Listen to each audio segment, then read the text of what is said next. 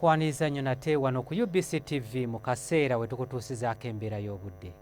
Omuweereza wo nze Lubega Micheal. Enkuba yatonnye mu bitundu by'eggwanga ebitali bimu era we ziweeredde essaawa 3 ez'enkya ya leero.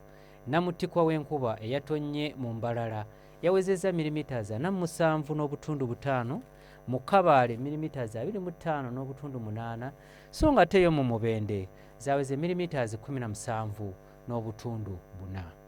Bwe tutunuulira ku bifaananyi ebyo ebikubiddwa ku ssemazinga wa Africa, bitulaga nga empewo ez'amaanyi okuva mu gabira g'ekkongo zeeyongedde era nga kye kiviiriddeko enkuba okutonnya mu bitundu ebyo ebiri mu bugwanjuba bw'eggwanga lyaffe. Enkya ku makya tusuubirayo oluwandaggirize ku nnyanja Nalubaale awamu n'ekitundu ekyo eky'omu Kaseese. Olwo ebitundu by'eggwanga ebisigaddewo ebira tusuubira akasana okukeera okwaka. Wabula olw'eggulo tusuubirayo enkuba okutonya mu bitundu by'eggwanga ebisinga obungi nga n'awamu ejja kubaamu okubwatuka okw'eggulu.